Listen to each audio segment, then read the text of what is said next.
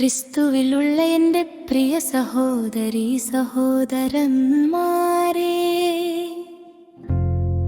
ഗലീലിക്കടലിന്റെ തീരത്ത് നിങ്ങൾ നിൽക്കുന്നതായി സങ്കൽപ്പിക്കുക. ജനക്കൂട്ടം തിക്കിത്തിരക്കുന്നു. യേശു സംസാരിക്കുന്നു.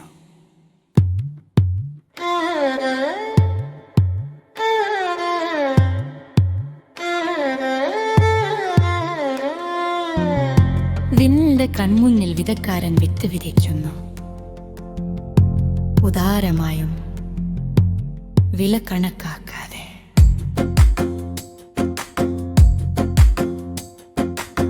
ചില വിത്തുകൾ ചവിട്ടി മെതിക്കപ്പെടുന്നു, ചിലത് സൂര്യപ്രകാശത്താൽ കരിഞ്ഞുണങ്ങുന്നു, ചിലത് മുള്ളുകൾക്കിടയിൽ വീഴുന്നു, ചിലത് ഫലം കായ്ക്കുന്നു. ഇന്ന് മുള്ളുകൾക്കൊപ്പം താമസിക്കാം. മറ്റു വിത്തുകൾ മുള്ളുകൾക്കിടയിൽ വീണു, മുൾച്ചെടികൾ വളർന്നു അതിനെ നേടുകെ. യേശു വിശദീകരിക്കുന്നു. ലോകത്തിന്റെ ചിന്തകൾ, സമ്പത്തിന്റെ ആകർഷണം, മറ്റു ആഗ്രഹങ്ങൾ വചനത്തെ ഞെരുക്കുന്നു.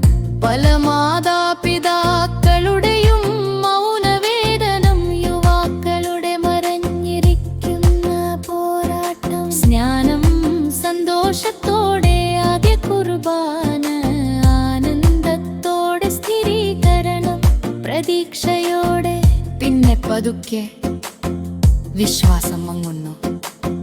ആശങ്കകൾ, വ്യസനം, സ്ക്രീനുകൾ ശ്വാസം മുട്ടിക്കുന്നു. യൂറോപ്പ് വിശ്വാസത്തിന്റെ ഹൃദയം, ഇന്ന് പള്ളികൾ ശൂന്യം.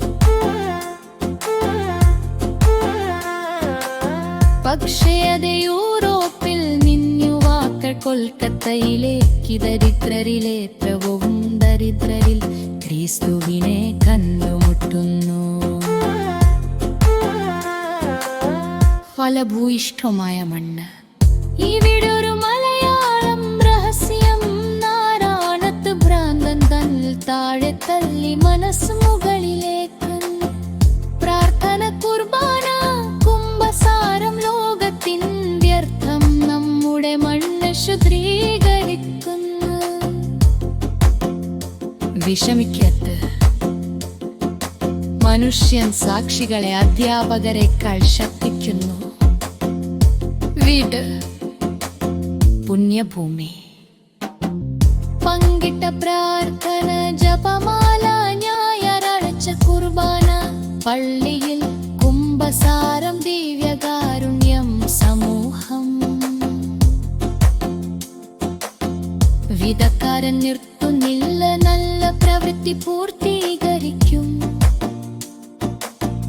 മുള്ളുകൾ നീക്കാം, മണ്ണ് പോഷിപ്പിക്കാം, വിതക്കാരിൽ വിശ്വസിക്കാം. സഭയുടെ അമ്മയായ മറിയമേ, നമ്മുടെ മാതാപിതാക്കളും കുട്ടികളും വേണ്ടി പ്രാർത്ഥിക്കണമേ. പിതാവിന്റെയും പുത്രന്റെ